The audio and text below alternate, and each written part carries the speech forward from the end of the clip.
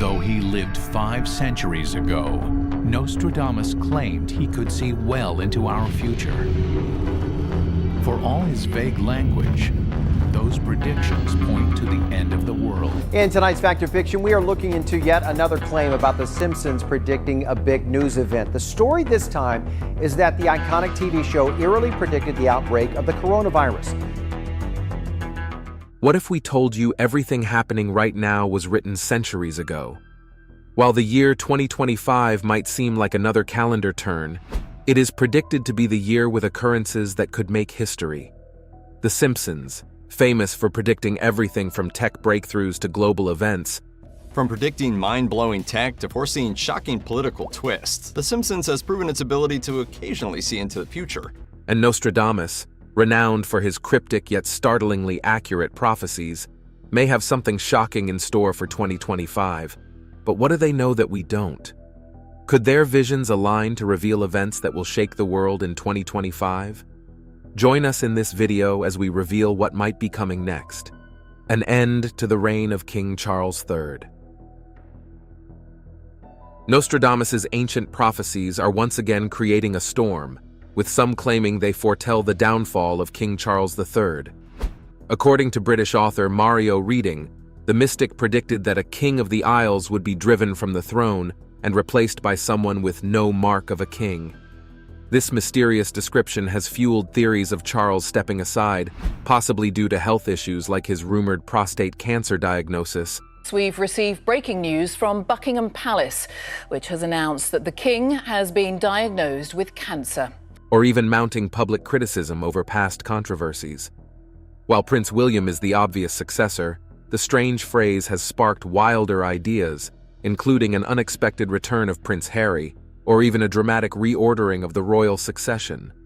Some suggest it could become a deeper transformation, like the decline of the monarchy altogether, or a shift toward a republican government. 2025 might just be the year we get to find out the truth, but if you think this is mysterious, wait till you hear the next prediction. Zombie apocalypse. In 2009, The Simpsons gave viewers a wild taste of a zombie apocalypse in their Treehouse of Horror XX episode. In the segment, Don't Have a Cow, NASA climate scientists are warning about the potential resurgence of so-called zombie viruses, or viruses that can come back from the dead. mankind Springfield faces a bizarre outbreak sparked by a new crusty burger made from cattle fed on other cattle. When local news anchor Kent Brockman takes a bite on live TV, he transforms into a crazed, red-eyed zombie, triggering chaos across the town.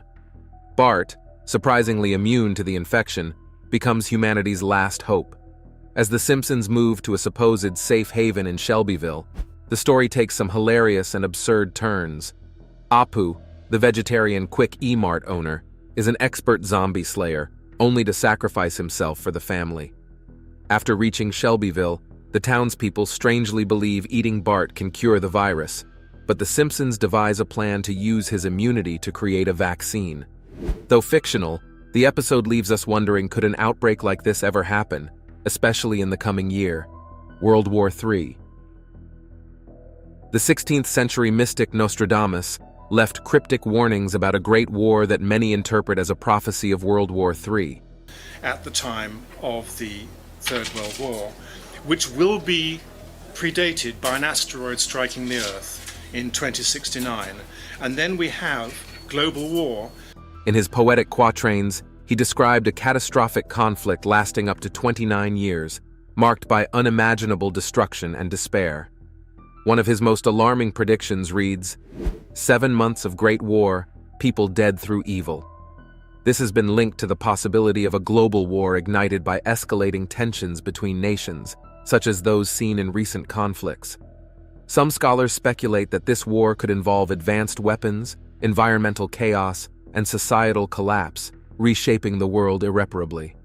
Nostradamus even hinted that cities like Rouen in France might escape devastation, suggesting selective destruction. But his strange foresight raises the unsettling question: are we heading toward the fulfillment of these chilling words? His quatrains continue to captivate the world as debates rage on their accuracy. But don't get carried away just yet, because the next prediction is even more captivating. The Shard in London. In a 1995 episode of The Simpsons, the show might have unknowingly predicted one of London's most iconic landmarks. During a flash-forward scene, Lisa visits London on a school trip, where she meets a student named Hugh Parkfield. In the background of the scene, sharp-eyed fans noticed something fascinating. Guess what? A tall, futuristic skyscraper is towering near Tower Bridge. This building resembles the Shard. The Shard is an incredible building. It just stands high, proud above the London skyline. And this incredible bit of architecture really does put London on the map. The real-life glass skyscraper that wasn't built until 2009, 14 years after the episode aired. Known today as one of London's defining features, the Shard is a stunning architectural feat. Still, its unexpected appearance in The Simpsons has sparked endless debate. Was this a random animation detail, or did the show's creators unknowingly foresee the future? Mars exploration. The next is Nostradamus' mysterious prophecy about a celestial fire and the darkening of Mars's light. This prophecy has sparked countless interpretations, many tying it to humanity's ambitious quest to explore Mars. Leading this charge through SpaceX, Elon Musk envisions a future where humans colonize Mars, potentially starting as early as 2025. Musk's bold dream includes creating a self-sustaining city on the Red Planet by 2050, using fleets of reusable starships capable of carrying thousands of people. This vision could transform Mars into humanity's second home, a step toward becoming a multiplanetary species. But what if we tell you that pop culture has long hinted at such possibilities too? For instance, an episode of The Simpsons imagined humans landing on Mars by 2051, using comedy to mirror Musk's timeline. But this exploration talks about a spiritual longing for many, aligning with scriptures that promise a future of unimaginable wonders. So now, standing at this crossroads, humanity faces the mysteries of both space and existence itself. What do you think the future holds for humans as we approach 2025? Mind control through music. In the 2021 episode, New Kids on the Block, The Simpsons explored the possibility of music controlling the mind. In the episode, Bart, Milhouse, Ralph, and Nelson form a boy band called Party Posse. Their catchy hit song Drop the Bomb became a national sensation. But here's the chilling twist. Their music is secretly laced with subliminal messages from the US Navy, urging listeners to join the Navy. The phrase is hidden as Ivan et Nioj, the song's repeated chorus. While this storyline seemed absurd then, the idea of subliminal messaging has long been debated in real life. Subliminal messaging is defined as information that is being conveyed in such a way as to be below the threshold of your conscious perception. Studies have shown that subtle cues can influence behavior without people realizing it. From advertisements to political campaigns, the concept of planting ideas through indirect means is not new. Fast forward to today, and technologies like AI and advanced audio manipulation make the possibility of mind control through media feel closer to reality. But while there's no solid proof yet, The Simpsons continues to provoke thought with its unsettling predictions. And if their track record is anything to go by, 2025 might have some surprises we can't imagine. AI revolt. What if Nostradamus' strange prophecies may have hinted at an unsettling future dominated by artificial intelligence? In his quatrains, he described a scenario of naval battles, bombings, and a global uprising of superior intelligence created by man. Many believe this could foretell AI breaking free from human control, sparking chaos on a scale never seen before. AI today is estimated, so ChatGPT-4 is estimated to be at an IQ of 155. That's much smarter than the average human. Think of a world where machines stop obeying commands, plunging industries, economies, and governments into turmoil. Power grids, communication systems, and even military defenses could crumble under the grip of rogue AI. Modern experts echo these fears, warning about the risks of unchecked AI development.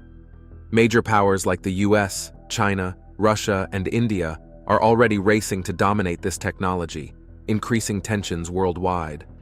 Some suggest the conflicts Nostradamus mentioned point to future AI-driven wars, with nations battling over who controls these intelligent systems, So as AI advances, the question remains, will it be humanity's greatest achievement or its downfall? Transformation within the Catholic Church. In his 1555 work Les Prophecies, Nostradamus made a cryptic prediction about the upheaval in the Catholic Church. He spoke of the passing of an elderly pontiff, which some believe could align with Pope Francis, who is now 87 and has faced significant health challenges. Legions of people take the words of Nostradamus seriously, if for no other reason than to hedge their bets, in case his words really do ring true. Some have revered him, others have ridiculed him. But there is no ignoring the enigma of 16th century French astrologer Nostradamus. Known for his cryptic predictions, Nostradamus continues to intrigue the world with his prophecies. So what has he predicted for 2024? People are not born equal. Some have extraordinary abilities and talents. That is the story of Michael Nostradamus, the French astrologer who cured diseases during his time and predicted the future for us.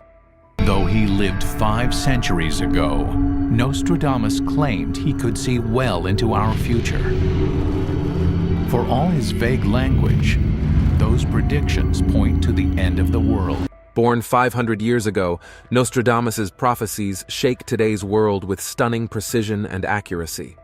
From the catastrophic death of an influential world leader to the emergence of an Asian superpower, how reliable are his predictions? And what are Nostradamus's top predictions for 2024? Join us as we reveal Nostradamus's predictions for 2024. Nostradamus, the Plague Doctor. In history, certain people have possessed the strange ability to predict the future. One that readily comes to mind is the Frenchman Michel de Nostradamus, an astrologer who lived from 1503 to 1566. Nostradamus is famous for his cryptic prophecies, many of which continue to surprise us today with stunning accuracy. For instance, one of his predictions recently gained worldwide attention. It happened in Ishikawa, a Japanese prefecture. A powerful earthquake of magnitude 7.5 struck, causing widespread devastation and tragically claiming the lives of almost 60 people. Over in Japan, the death toll is on the rise after a powerful earthquake struck the country's west on New Year's Day. Here is the surprise. You won't believe that Nostradamus predicted this seismic anomaly 4 centuries ago. Shockingly, this is not the only prediction that has come true. Nostradamus's book, Les Prophecies, published in 1555, contains a chilling prophecy about a massive earthquake and tsunami that would devastate the coast of Japan in the year 2024. That is not all. He also warns of a severe famine triggered by waves, which many have interpreted as a reference to the destructive power of a tsunami on agricultural lands. The accuracy of Nostradamus's predictions is astonishing, leaving many to wonder how he came about his prophecies. To fully understand the life and work of this prophet, we must first explain his insatiable thirst for knowledge. Michel de Nostradamus was born in Saint-Rémy de Provence in southern France about 121 years ago.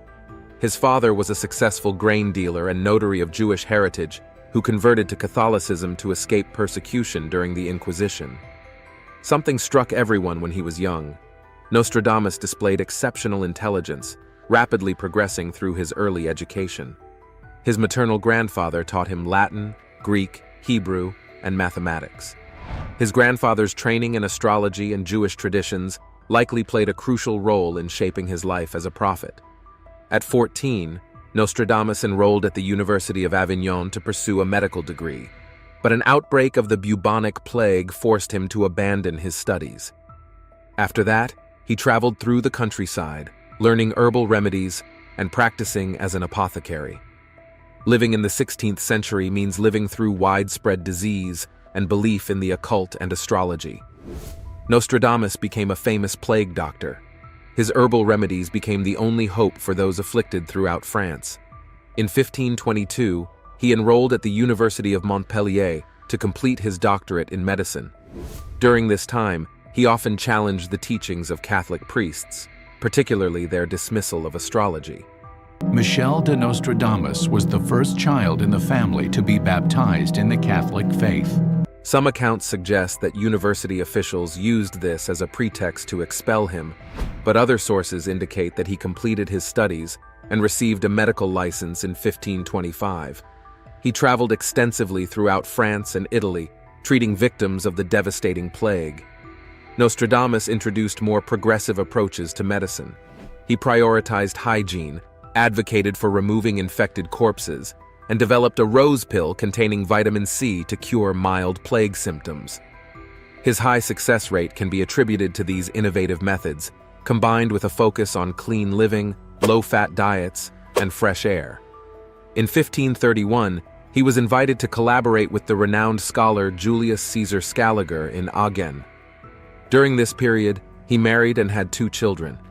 Tragically, his family perished from the plague while he was away on a medical mission to Italy.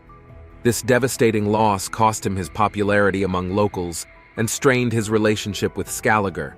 But little did Nostradamus know that his experiences were shaping him for his prophetic destiny. But before we reveal the Nostradamus prophecies for this year, both those that have come to pass and some that may happen before the end of the year, it is important to mention how reliable Nostradamus prophecies have been. The stunning details of Nostradamus's prophecies that have come to pass will leave you speechless. How reliable are Nostradamus' predictions? Nostradamus successfully predicted various historical events, including the death of Henry II, the French Revolution, the rise of Napoleon and Adolf Hitler, and even the September attacks. But the accuracy of his predictions remains highly debated. While many have claimed to foresee what horrors lie ahead, no one has seen them more clearly than the world's most famous prophet, Nostradamus. Skeptics argue that Nostradamus's vague and ambiguous prophecies allow for selective interpretation, where any event can be retroactively matched to a specific prediction. According to these critics, people may find connections due to the general nature of his writings. Despite the controversy, Nostradamus's predictions have a special place in history. Their enduring popularity and intrigue suggest they continue captivating the public imagination. Nostradamus had ambitious plans to write a 10-volume work titled Centuries, containing 100 predictions each, spanning the next 2,000 years, but only the first volume was completed and published during his lifetime. The reasons behind his inability to complete the remaining volumes are still known. Some historians believe that his busy life as a physician and involvement in various social and political causes may have hindered his progress. Some believe that one of Nostradamus's prophecies was the Great Fire of London in 1666. He wrote, "The blood of the just will be demanded of London, burnt by fire in the year 66. The ancient lady will fall from her high place, and many of the same sect will be killed." Interpreters suggest that the blood of the just refers to the fatalities caused by the fire. London burnt by fire in the year 66 inches is a direct reference to the Great Fire of 1666. The ancient lady symbolizes the city of London, and many of the same sects will be killed, alludes to the religious strife that followed the fire. But the many scholars and skeptics argue that Nostradamus's quatrains are often vague and can be applied to various events after they occur rather than predicting them. While the connection between this prophecy and the Great Fire of London is interesting, it needs to be clarified how accurate the predictions were. Nonetheless, the striking similarity between Nostradamus's prediction and the actual historical event cannot be entirely dismissed. That is not all. Do you remember the Fat Man? It was the code name of the atomic bomb dropped over Japan. In 1945, the United States dropped the second of 2 atomic bombs on Japan in an effort to hasten the end of World War II. Nostradamus wrote, "There will be scourges the likes of which were never seen within 2 cities." This description certainly matches what happened in the Japanese cities of Hiroshima and Nagasaki, which were devastated by atomic bombs at the end of World War II. Those who escaped immediate detonation suffered painful radiation poisoning, and many died. A stone in the tree in Nostradamus's quatrain could describe the shape of the mushroom cloud that engulfed the sky above the city. It could also mean a land-bound object like a bomb, paradoxically appearing where it shouldn't, in a tree or the sky. The quatrain paints an increasingly bleak picture. foretelling famine within plague, potentially a reference to radiation sickness and the lasting disruption of war. People put out by steel may point to the planes that dropped the bombs. Of course, this may be Nostradamus talking about a plague affecting any potential cities, given that the man had first-hand experience treating plague patients. But again, it depends on how much you want to believe. So, what are the predictions for this year according to Nostradamus?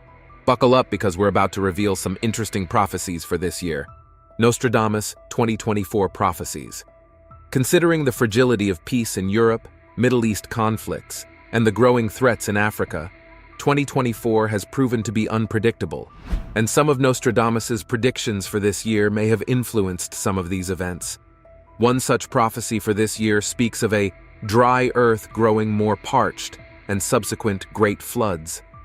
Environmentalists have long warned of impending climatic changes and their devastating consequences. The drying earth could mean increasing aridity in several regions worldwide, directly resulting from rising temperatures and shifting weather patterns. A sign that climate change may again help push temperatures beyond the record-breaking heat last summer. Similarly, the prediction of great floods might foreshadow extreme weather events such as hurricanes, typhoons, and torrential rainfall, which have become more frequent and severe due to global warming. Do you remember the recent devastating floods that swept through Europe? The flood cost almost 300 lives in Spain, not to mention the thousands of lives lost in northeast Nigeria floods and the destruction brought by Hurricane Helen to the United States, among others. These events have been catastrophic, displacing communities and bringing widespread destruction. In our current era, where the impacts of climate change are increasingly apparent, this prophecy serves as a stark warning about the urgent need to address environmental issues and curtail greenhouse gas emissions. We can work towards a more sustainable future by mitigating the effects of climate change. Nostradamus's prophecies for this year extend beyond climate change. He also foretells a significant decline in the financial prosperity of wealthy nations, leading to social unrest and potential migration. The rising cost of essential commodities like wheat could worsen these issues, forcing people to turn to farming and seek refuge in regions with more abundant water resources. This could spark conflicts between states as they compete for limited water resources. This is already playing out between Sudan, Egypt, and Ethiopia. The three countries are about to war over the Ethiopian Great Renaissance Dam. The Egyptians feel that the Ethiopian dam will disrupt the flow of the Nile downstream, making life difficult for Egyptian farmers. There is also a notable uptick in illegal migration from Middle Eastern nations to Europe. If you think the United States is safe, just check the situation at the southern borders, and you'll observe an unusual uptick in the number and frequency of illegal migration. Another interesting prophecy concerns Vladimir Putin's health. Nostradamus suggests that Putin will face significant health challenges, potentially leading to a power vacuum. A diabolical successor, a close confidant of Putin, may seize the opportunity to assume power. This change in leadership could have destabilizing consequences both domestically and internationally.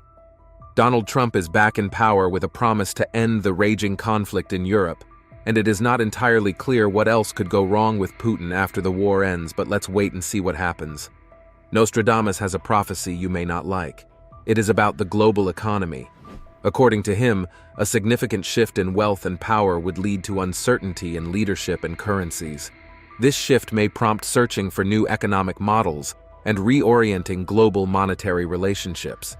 A particularly shocking aspect of this prophecy is the emergence of India as a key player in reshaping the global geopolitical and financial landscape. India's growing economic influence, coupled with its large population and strategic location, positions it to play a vital role in shaping the future of the global economy. As we count down to the end of this year, it is clear that the world is undergoing rapid and profound changes. While Nostradamus's prophecies may seem mysterious, they serve as a reminder of the potential for unexpected events and shifts in the global order. Lichtman also says that observers should ignore polls, pundits, political analysts, media strategists, and any others whose careers revolve around the campaign and its marketing, referring to such people as hucksters. Pope Francis, we know that he is being taken to hospital, but we've heard that his health is improving after he was hospitalized with a respiratory infection. His treatment is continuing. His inability to attend recent global events, like a UN climate conference, has raised concerns. Nostradamus also foretold the rise of a Roman leader who would rule long, but face weakened influence. But what does this mean? People wonder if this hints at internal crises, scandals, or a shift in the Church's power. Adding to the intrigue is the prophecy that centers on the age of Aquarius, which surprisingly began recently. While some interpret this astrological era as bringing spiritual growth and innovation, Nostradamus warned of grim consequences like famine, war, and disease. Plus, shockingly recent global events like pandemics, climate disasters, and economic struggles strangely align with his visions. So what do you think? Are we living in the world he predicted, or is this just another twist of history? Disney acquisition. In a jaw-dropping move, Disney's $52 billion purchase of 20th Century Fox redefined the entertainment industry, creating a mega empire of beloved franchises. This episode of The Simpsons from 19 years ago predict the future. It shows the entrance to 20th Century Fox movie studios. But The Simpsons saw it coming decades ago. In a 1998 episode titled When You Dish Upon a Star, Homer becomes the assistant to Alec Baldwin and Kim Basinger. His antics anger the celebrities, and he's fired after a chaotic series of events. Later, Ron Howard hilariously pitches Homer's ridiculous movie idea to 20th Century Fox. But what caught fans' eyes was a sign outside the studio that read, "A division of Walt Disney Co." This was over 20 years before the Disney-Fox merger became reality. But what if we tell you this wasn't The Simpsons' only Disney nod? The show has humorously referenced Disney multiple times, from Mickey Mouse and Goofy roughing up Homer to a memorable Disney-themed couch gag. When the merger happened, James L. Brooks, an executive producer of The Simpsons, sent a cheeky greeting from Homer and Bart to Mickey Mouse, cementing the show's uncanny reputation for predicting the future. How prepared are you for this next prediction? The rise and return of Donald Trump. Nostradamus's strange predictions have intrigued scholars for centuries, and one of his most debated prophecies hints at the rise of a polarizing leader during turbulent times. This prediction intriguingly points to the increase and potential return of figures like Donald Trump. In his cryptic quatrains, one verse refers to a great, shameless, audacious baller, which some believe aligns with Trump's bold personality and leadership style. The phrase "governor of the army" has also been linked to his role as the U.S. Commander-in-Chief. While some believe this aligns with Donald Trump, whose journey from businessman to political force reshaped global dynamics, Nostradamus also spoke of a disruptor who would challenge norms, stir controversy, and bring sweeping change, echoing Trump's impact during his presidency. Undoubtedly, Trump's administration saw economic upheavals, shifting alliances, and unprecedented societal divisions, which many interpret as fulfilling the prophecy of a transformative era. But could we see the fulfillment of more of these prophecies in 2025? Until then, we keep our fingers crossed. Siegfried and Roy Tiger attack. In 1993, The Simpsons aired an episode that mysteriously predicted a shocking real-life event. In Season 5, Episode 10, Springfield builds a casino featuring a flamboyant tiger-taming duo, Gunter and Ernst. Their white tiger suddenly turns on them during their act, attacking them in chaos and humor. At the time, it seemed like a typical Simpsons gag, but 10 years later, reality mirrored fiction in a much darker way. During a live performance in 2003, Roy Horn of the famous Las Vegas duo Siegfried and Roy hit the Vegas Strip like a meteor. They had never seen anything so successful. And Roy was attacked by his beloved white tiger Manticore. The tiger clamped onto Roy's neck, causing severe injuries, including spinal damage. The attack ended the duo's legendary show, dazzling audiences for nearly 40 years. While some blamed the trainers and others suspected a hotel cover-up, the exact reason behind the attack remains a mystery. Do you think The Simpsons had foresaw this? The rise of holograms? Holograms are no longer science fiction. They're becoming a fascinating part of real life. Surprisingly, The Simpsons may have predicted this shift in their episode Bart to the Future. In it, an older, lazier Bart receives a hologram message booking his band for a gig. The hologram, signed off with "Smell you later," offers a glimpse into futuristic communication that feels oddly familiar today. Fast forward to reality, and holograms are already making waves. HD3 hologram displays are used in over 500 Best Buy stores to enhance shopping experiences. Tech giants are also developing holographic technology for more personalized communication. From virtual concerts featuring artists like Tupac Shakur to holographic assistants, the future depicted in The Simpsons seems pretty close.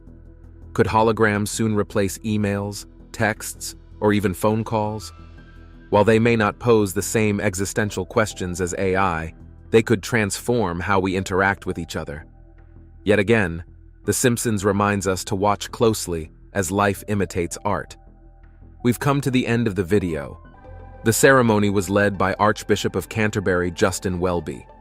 While it was a private family event, the then Duke and Duchess of Cambridge made a thoughtful move by inviting the public to join the celebration from a nearby field. The event was a stunning, classic royal affair. Princess Charlotte rocked a christening gown that was a throwback to the one created for Queen Victoria's eldest daughter in 1841.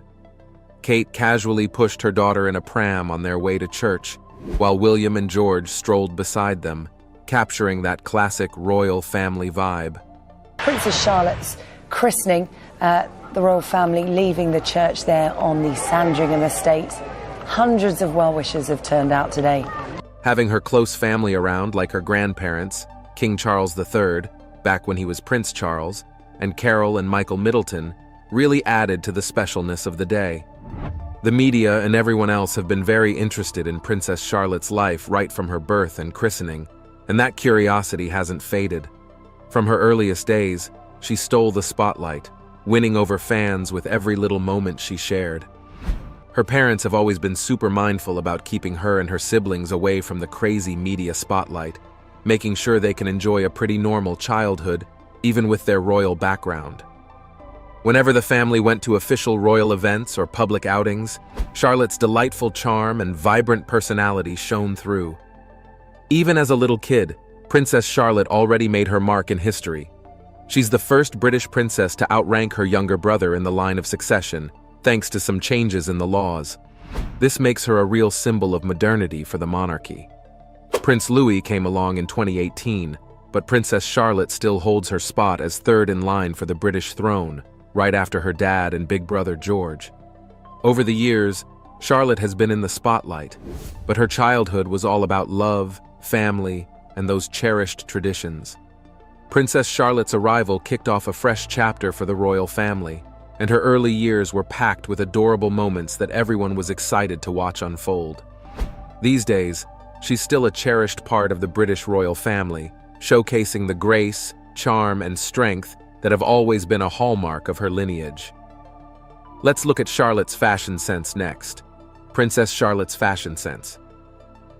From the beginning, Princess Charlotte has captured the hearts of millions with her natural charm and style.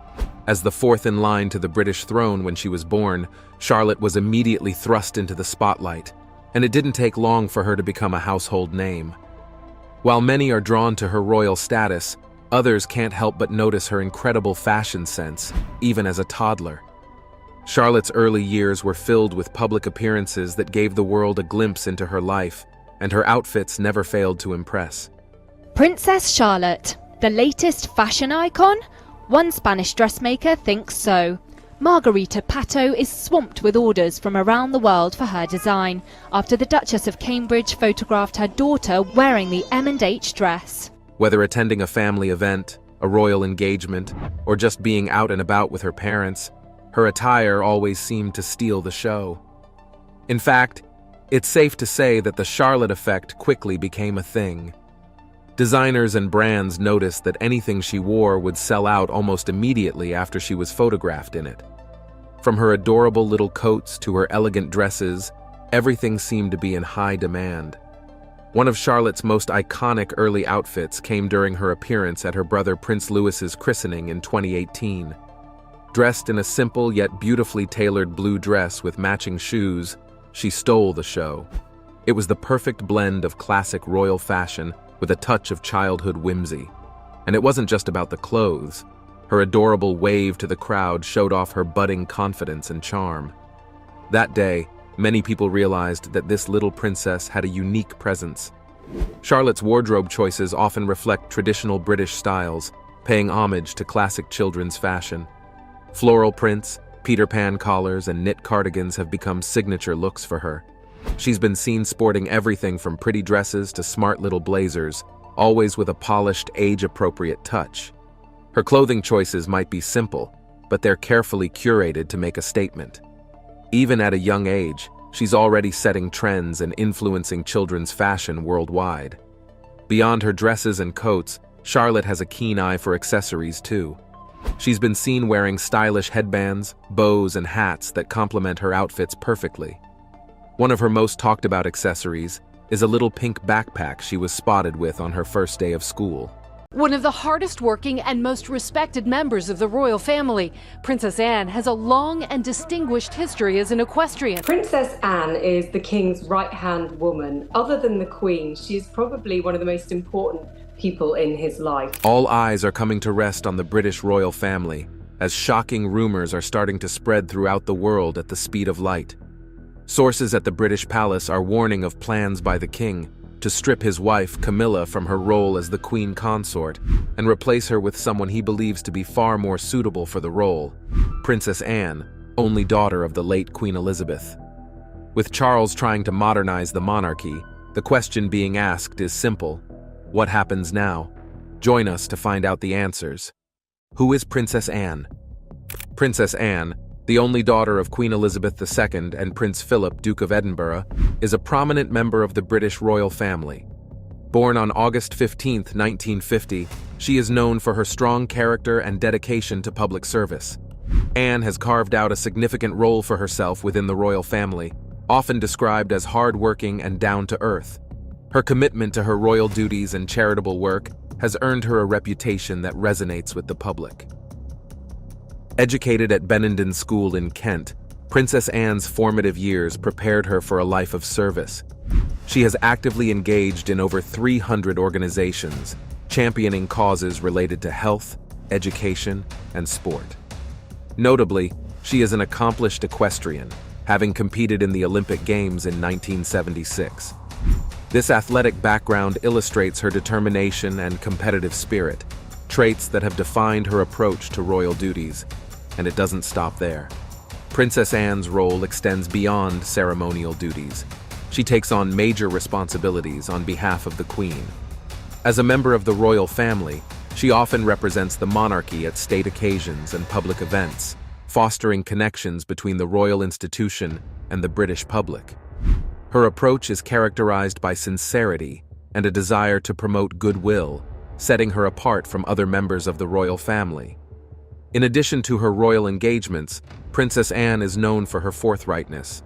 She has not shied away from discussing the challenges and responsibilities that come with her title, often advocating for more active engagement with the public. And this is where things get really interesting. How qualified is she to act as queen? Princess Anne possesses a wealth of experience and qualifications that position her as a potential acting queen for her brother, King Charles III. Her deep-rooted understanding of royal protocol and governance stems from her extensive involvement in the royal family's operations. Having been a part of the monarchy her entire life, she is well acquainted with the complexities and responsibilities that accompany royal duties. Anne's education and upbringing in a royal household have equipped her with a unique perspective on leadership and public service. She has witnessed firsthand the challenges faced by her parents and other family members, including the intricacies of statecraft and diplomacy.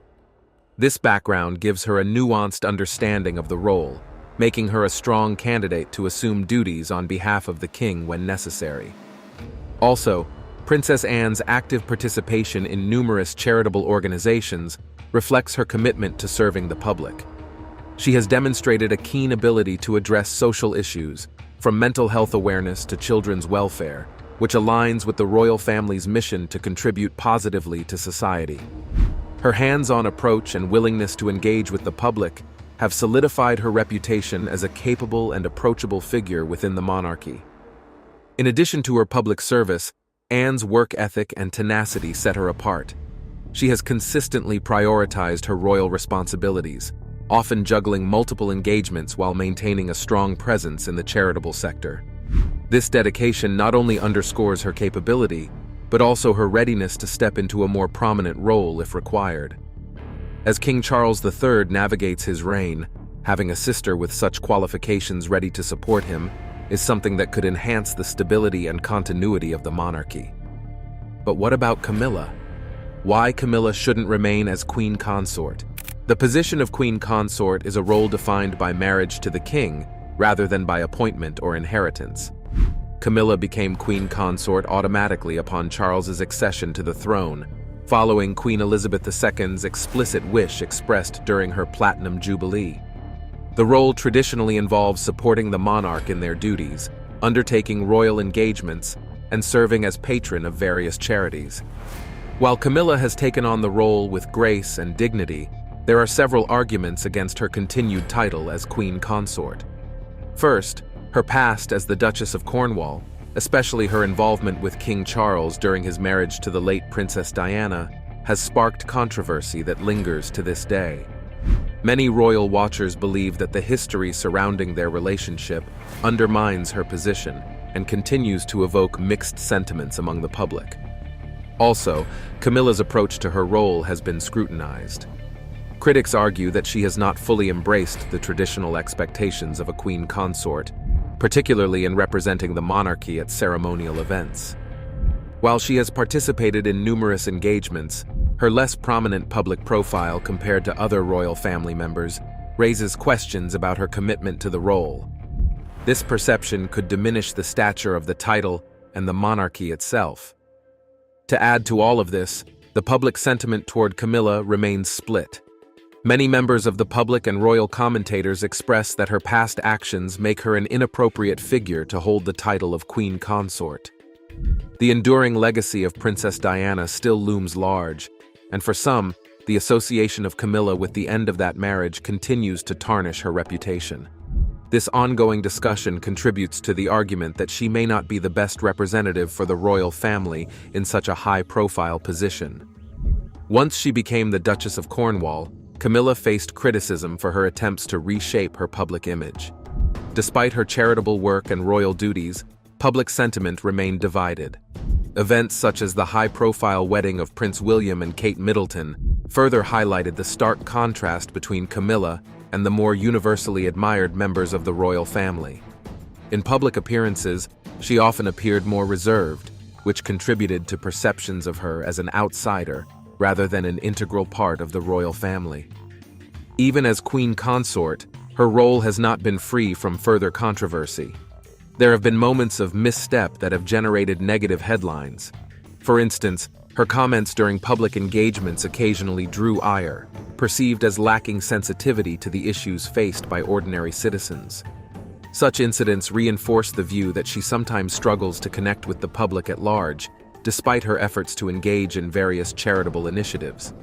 Finally, there are concerns that the title of Queen Consort should embody ideals of compassion, loyalty, and integrity. Critics argue that Camilla's past raises doubts about her alignment with these values.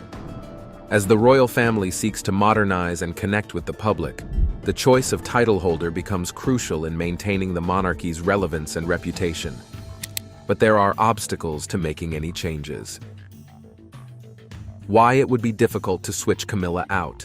Under British constitutional law, the role of regent or councillor of state is strictly governed by the Regency Acts.